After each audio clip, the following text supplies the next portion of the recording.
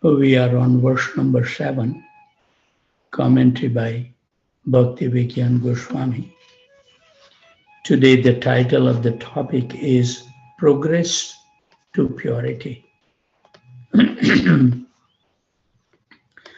Raghunath Das Goswami appeals to the mind of those who practice bhakti. Quote, O mind, judge for yourself. If your heart is discreted by the shameless war dancing there, this expectation of honor and glory, who has cast away all shame, how will pure prem touch it? Unquote.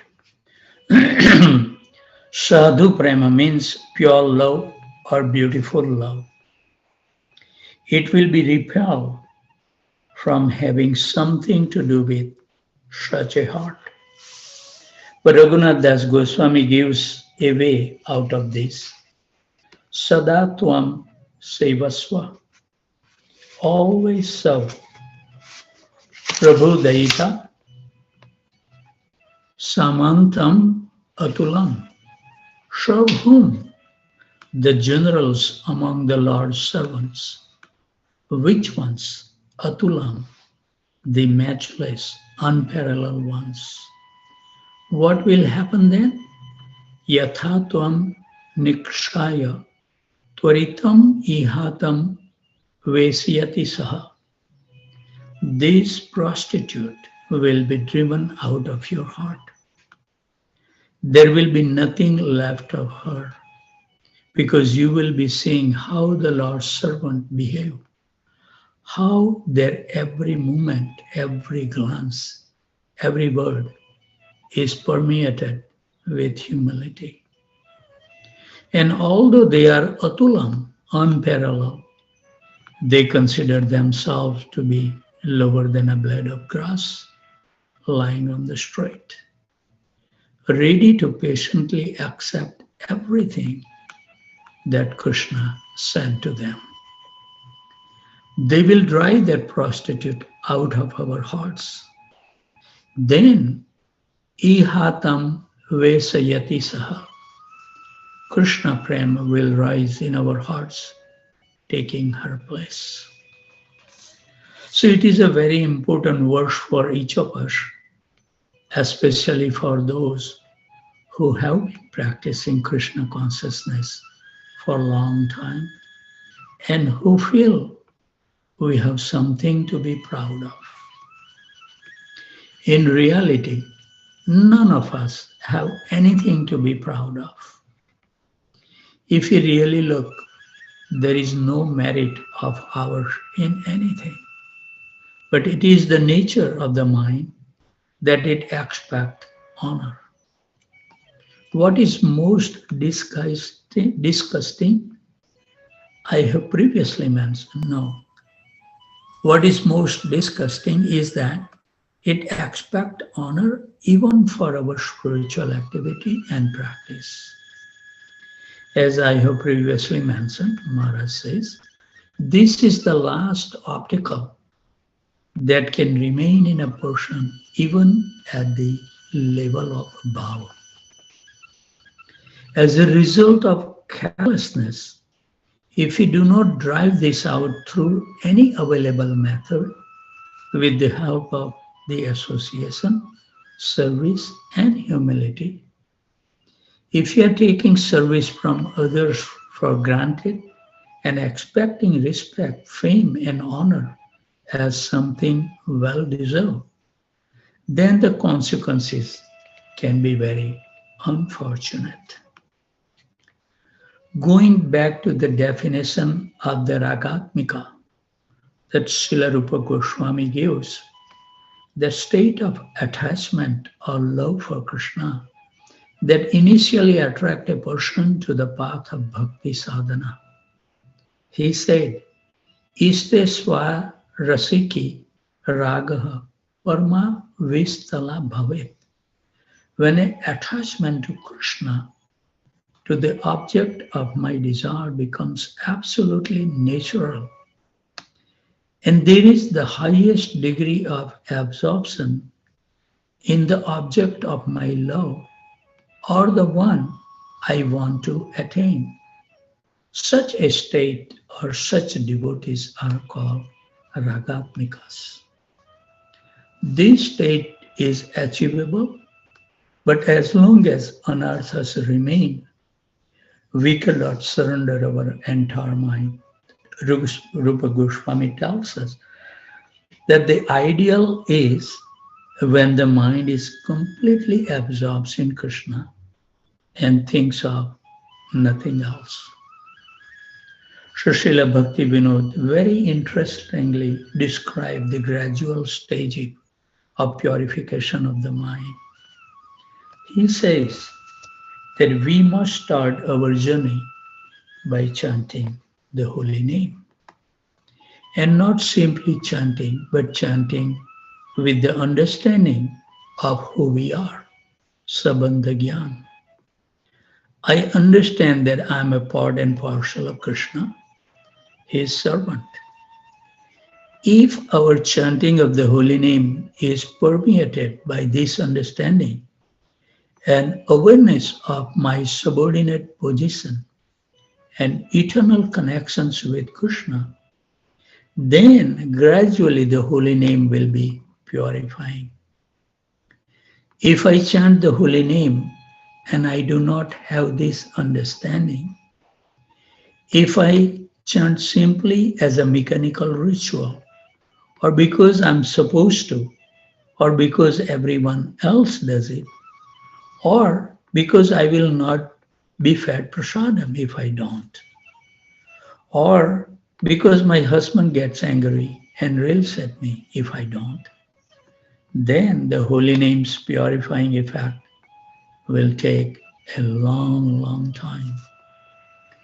If we have this understanding that we are one part of the 10,000 part of the tip of the hair, when chanting the holy name will gradually start to have an effect, reveals its cleansing power and drive anarthas out of our heart. And what the result will come?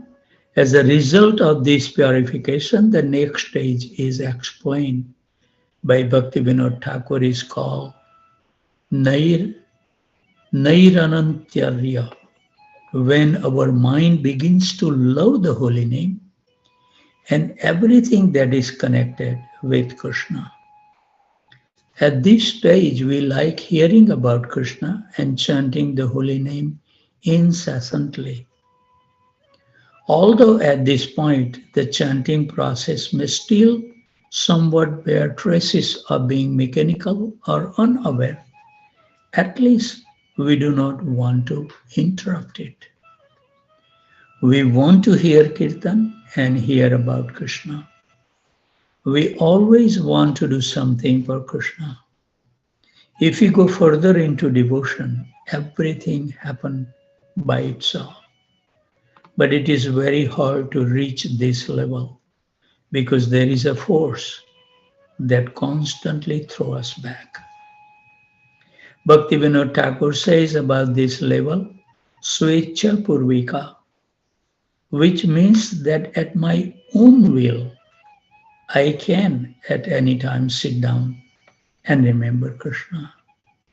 I will remember not just Krishna, but an amazingly beautiful picture of Vrindavan will appear before my mind's eye. And I will see how the devotees serve Krishna and how Krishna serves his devotees. Whenever I want to, I can meditate on the Lord's Leela. This stage is asakti or attachment. The mind becomes so clear and so well trained that as soon as we wish, our mind itself starts serving Krishna. And I find myself there with Krishna in my meditation. So our Acharya is revealing the different stages what should be aspired for and what should we expect in our journey. There is nothing secret. Everything has been spelled out. So we don't stay in illusion. So now we will read from Prabhupada Lilamrita. We are on volume 4, I think chapter still 5. A lot of ground to be covered. I think we are starting the new topic, so no need to read what we read yesterday. We will continue the new topic. That so many were accepting ISKCON and the Sankirtan movement as bona fide testified to the purity of Srila Prabhupada's presentations of Lord Krishna's teachings. His teachings were not sectarian. They were meant for everyone all over the world. He was teaching love of Krishna, the universal principle for all humanity. In his lectures at the Pandal, he had lamented that although India was known as the land of religion, where God consciousness had traditionally permeated society, India's leaders were becoming atheist and communist. Whether Indians, polluted by the madness for sense gratification and confused by a hodgepodge of religious teachings, could still recognize and adapt, the real thing remained to be seen. But at least in Bombay, the Pandal program had a great effect. Of that Prabhupada felt satisfied. The program had been the same program he had introduced everywhere. Chanting, dancing, taking prasadam, worshipping the deity, hearing about Krishna. It was Lord Chaitanya's program, adapted slightly according to the particular circumstances. But Lord Chaitanya's program, nonetheless, this Sankirtan was the only possible remedy for the disease of modern society. Yet, people were reluctant to take the remedy. Prabhupada, therefore, had labeled the bottle. The medicine was unchanged, but he had labeled it attractively, a gala evening of entertainment, music, and refreshment, featuring the youth of America and Europe transformed into Vaishnavas. The labeling was simple, non-deceptive. Everyone in Bombay knew well that the Hare Krishna Pandal festival was a product of their own Vedic heritage. They were fully aware that the Hare Krishna leader was a great acharya in the ancient tradition. But it had come to them in such a spectacular and attractive way that they had become caught up in it. So Madhudvesh Prabhu is explaining in his own words as follows. No one really thought Prabhupada was leaving India. In India, Prabhupada was the cutting edge of the whole movement. He was the force. Things were moving because only of Prabhupada. In the Western world, Prabhupada would give the idea and the devotees would expand on it. Prabhupada was the overseer, but he didn't have such an integral, active part in the West. But in India, Prabhupada was right in the thick of it. He was checking the accounts.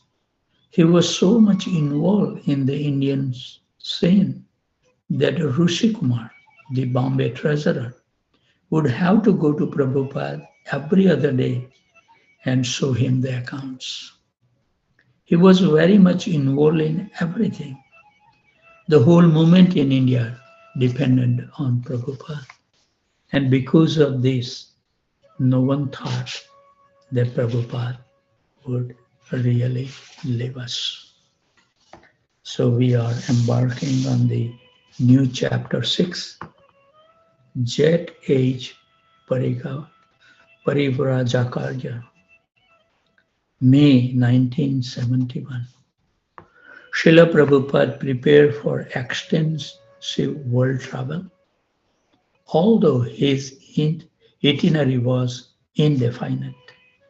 His general plan was to travel widely for a few months, then tour the US, visit London, and then return to India. He had sent disciples to Australia and Malaysia, and he wanted to visit them. He also wanted to go to Moscow and was awaiting a letter of permission from the Soviet government.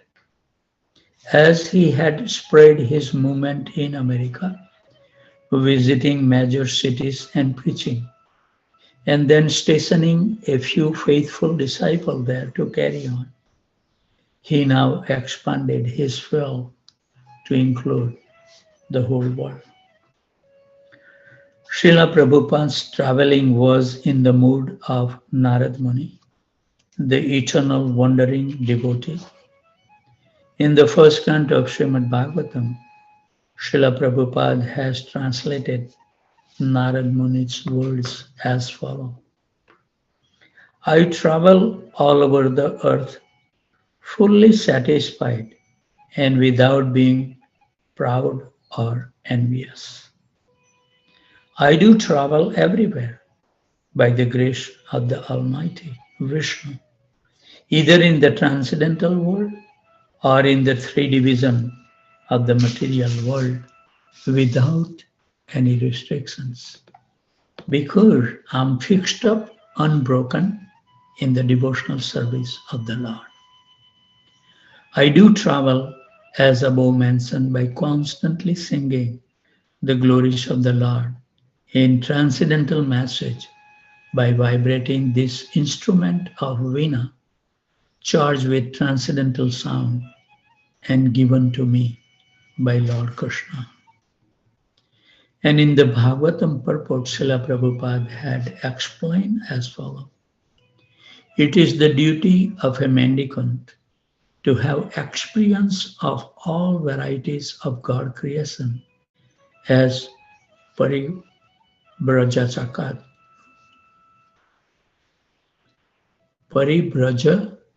Acharya, or traveling alone through all forest, hills, town, village, etc.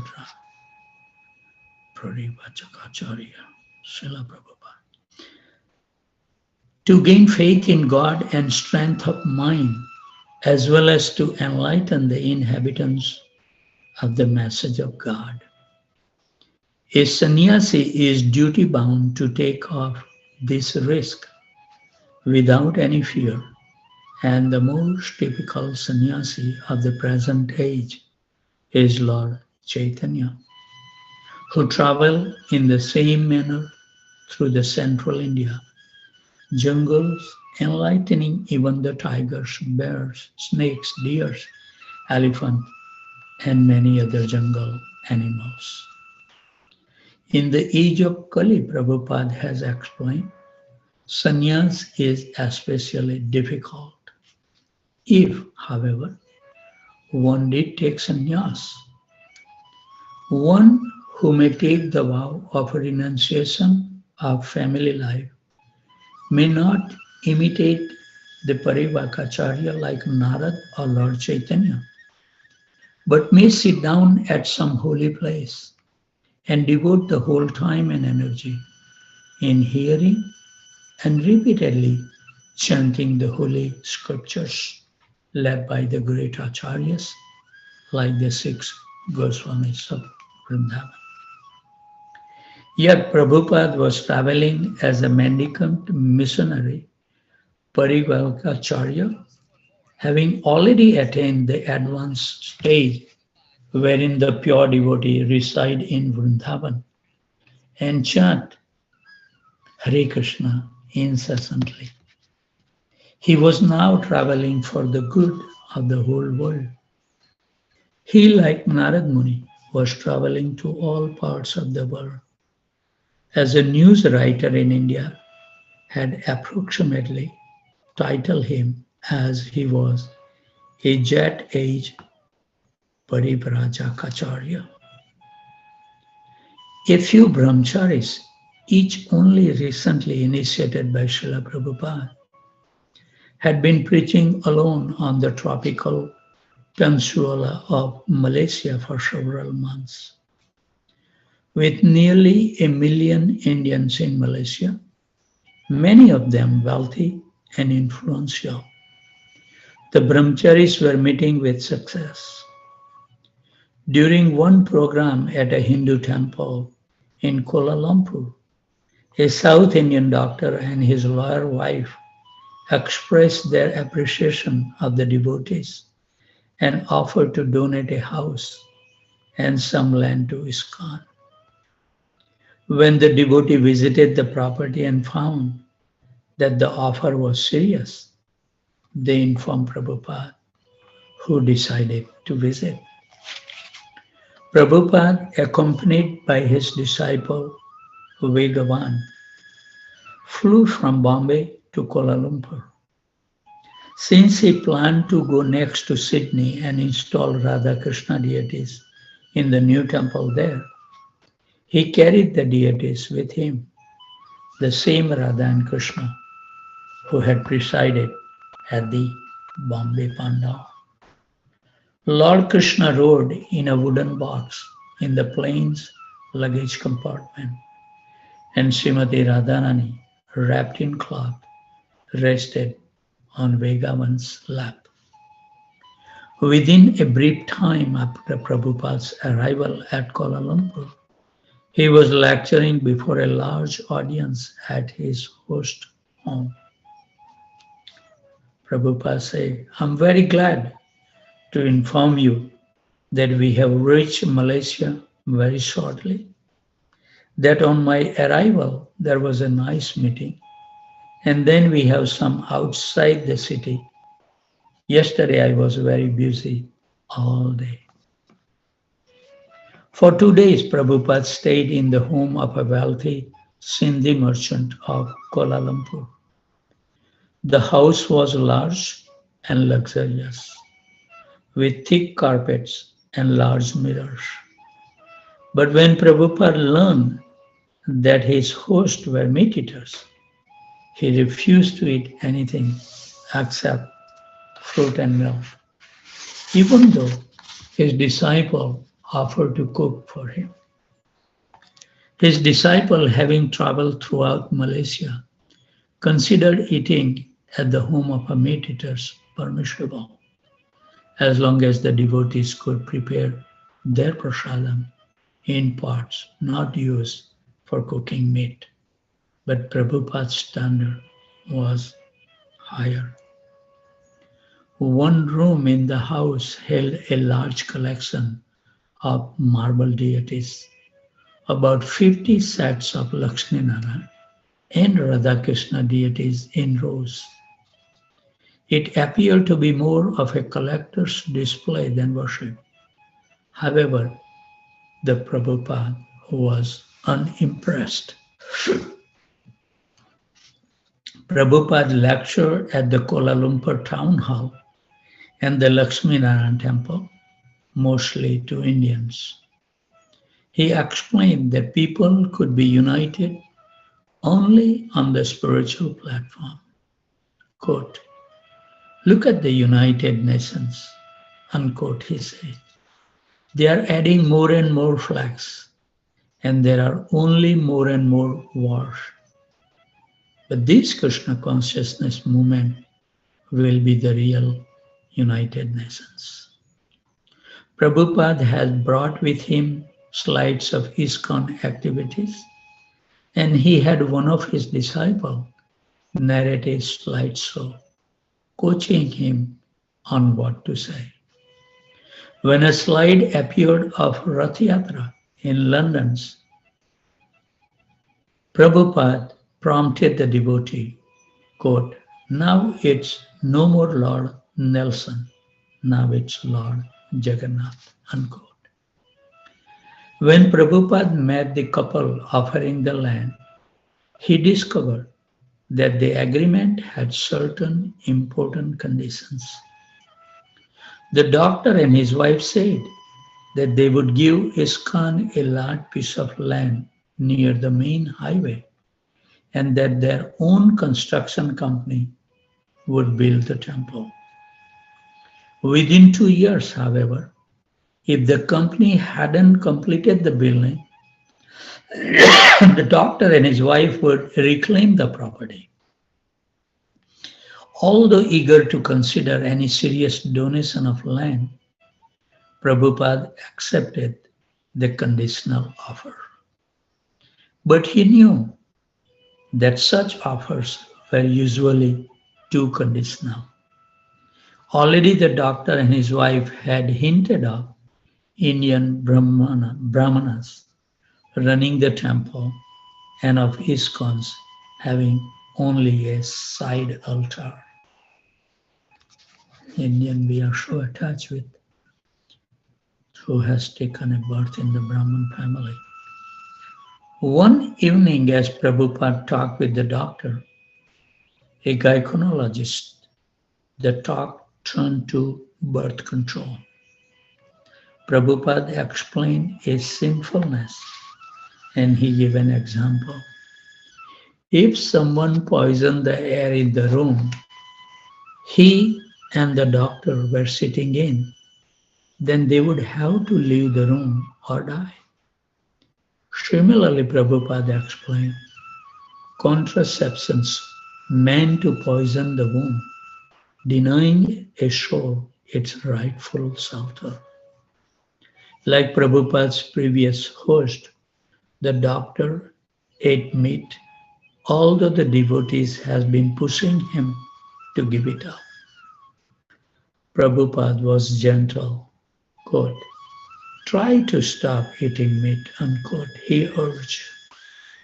It was Ekadasi, and Prabhupada decided to fast from all food, again showing extreme reluctance to eat in the home of a meat eater. But also we seen at the Prabhupada in Butler, Pennsylvania. Prabhupada used to live with the family that they have also the meat. Haribol. These are the acharyas said the examples. So we are changing the topic. Sydney, May 9, 1971. The Sydney devotees weren't ready for Prabhupada. An early telegram had informed them he was coming. But a later telegram had said, quote, Prabhupada not coming now, unquote. A third telegram had come announcing that Bali Mardan, the Australian GBC secretary, was coming. When a fourth telegram had stated only arriving and the date and flight number, the devotees has presumed this referred to Bali Mardan Prabhu, not to Prabhupada. The devotees has taken a small garland and had gone to meet the plane. And when the doors to the custom area opened and Prabhupada himself walked out, they were flabbergasted. A white attache case in his left hand, a cane in his right, lightweight chadar around his shoulders, Srila Prabhupada entered the airport. Reporters on hand to interview Bali Mardan came eagerly forward, one of them inquiring why Prabhupada had come to Australia. Replying softly, Prabhupada said he traveled everywhere, just as a salesman travels everywhere. A salesman looks for customer wherever he can find them. And Prabhupada was traveling, searching for anyone intelligent enough to accept his message. Quote, there is no difference in coming to Australia, unquote, he said. The government have made a demarcation. This is Australia, but we see everywhere as the land of Krishna. One of the devotees hurried to phone the temple. Prabhupada was coming. So like Prabhupada's original temple at 26th Avenue in New York, the Sydney temple was a one-room storefront on a main business thoroughfare. On the storefront's plate glass window, one of the devotees had painted a picture of Radha and Krishna. Prabhupada entered the room and found it bare, except for a simple wooden altar with 3-inch Jagannath deities and a big cloth covered Vyasasan. An old rug hid the floor. The blue haze hanging in the air was smoke from the downstairs kitchen, where a devotee were frantically burning cumin seed to spice Prabhupada's lunch. Prabhupada remained grave as he walked deliberately to the rear door and looked outside. But when he saw garbage and balls stacked high against the building, his gravity turned to sternness. What is all this? He asked. Someone tried an explanation, unsatisfactory. A devotee brought a glass of milk. Too hot, Prabhupada said, and the devotee took it away. Prabhupada sat on the large Vyasasan. He looked around the room at each face. None of the 15 or so devotees has ever seen him before, and only a handful had been initiated by mail. They were untrained. The carpet was dirty, he said. It should be replaced. And why were there no flowers on the altar? He had bought Radha and Krishna deities. But before the devotee could begin their worship, everything must be very clean. The devotees would have to become brahmanas before they could worship Radha and Krishna. So that's the standard. That's we follow. First is the Harinam initiation. And when the spiritual master see that you have been fixed up, at least this is what the criteria my Guru Maharaj told me, that when you see the disciple is fixed up in his service with no deviation, at least for a year or so, then he used to consider to give him the Brahman initiation, which allows one to cook and dress, worship the deities. So that's the standard we have. So I think at 6:54, we should be punctual in our practices.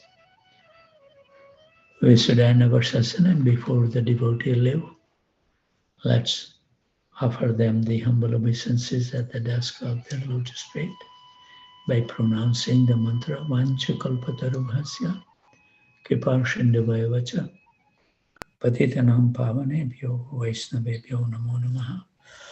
So thank you very much. I think that more and more devotees are chanting with a lot of attention, which is very encouraging to see. Unless we really remain focused throughout our chanting time, and that is to read the Mahamantra, that will help us. Read simply and pronounce properly and hear it very nicely, attentively. have no other thoughts in the mind.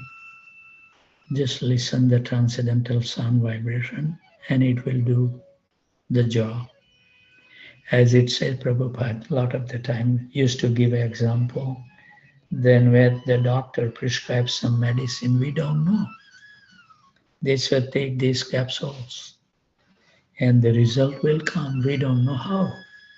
So similarly, if we follow the process nicely, by hearing the holy name attentively, definitely, slowly the layers of ignorance, illusion, and misgiving will be evaporated from our heart slowly and slowly. And we will become more sincere, more attached to chant the holy name and put a lot of effort to stay focused because it's not easy. Sometimes even I have seen myself, I feel a little sleepy, from 2 o'clock we start chanting. Sometime I have seen around 5:30 that it become little sluggish, even though we try to keep our attention. So simply we have to pray to the holy name, bestow your mercy so we can remain alert throughout the chanting time. That should be our goal. And we should measure how many times we were sluggish. I feel that every day. So this is the way we will see that no, I have to improve. In any situations, we should never feel that we have accomplished our goal. My Guru Maharaj told me one time that even though if Krishna become merciful to you and show you a darshan one time, quick darshan, never ever feel that you have seen Krishna, even though you have a darshan of Krishna. And that's the reason, that's the mood. Brajavasis, they always stay with Krishna, but they always feel separation from Krishna. So we should never feel satisfied in our practice to please Krishna.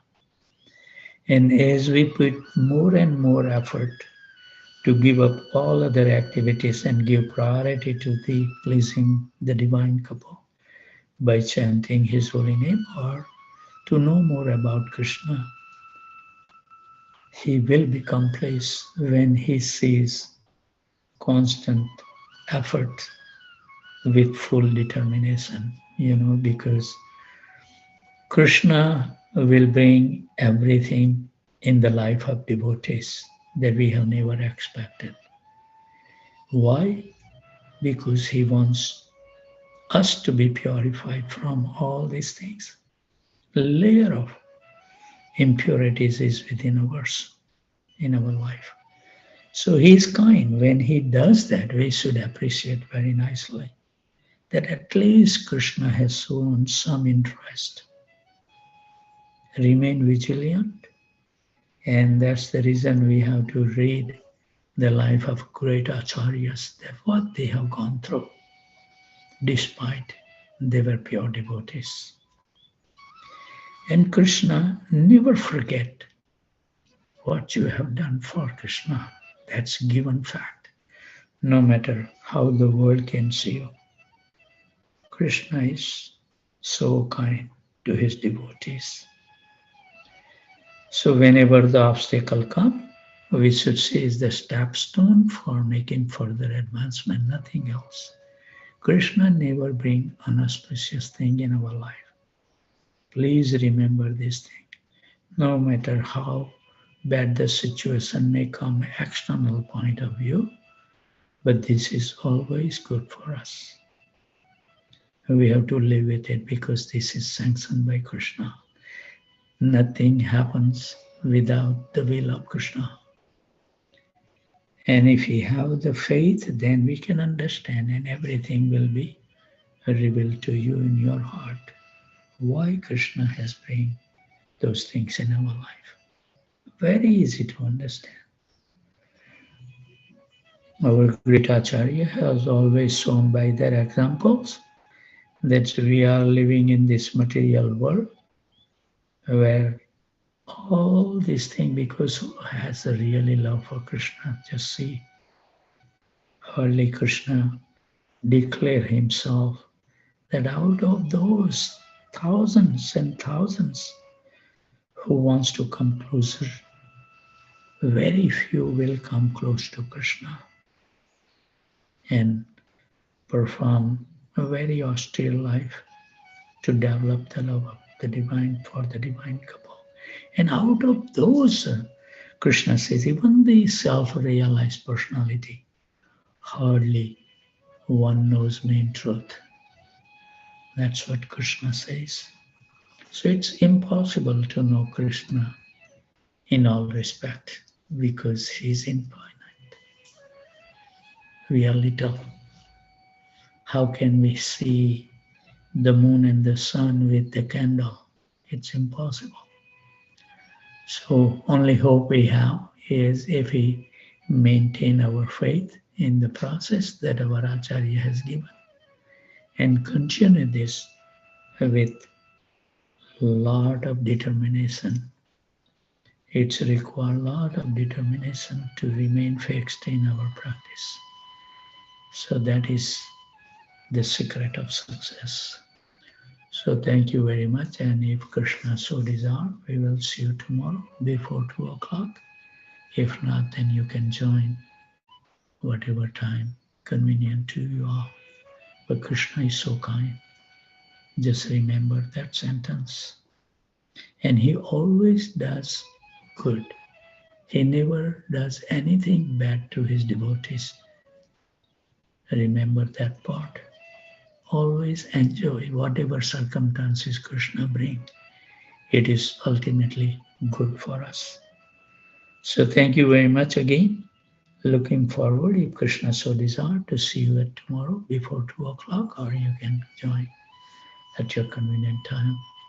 Since then, I wish you all the best. Try to remember Krishna and his magnanimity and his mercy toward all of us, that he is allowing us to breathe so we can chant the holy name.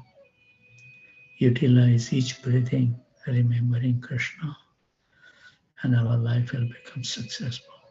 So thank you very much. Anybody has any question, comment, correction, or reflection before we end? 15 seconds.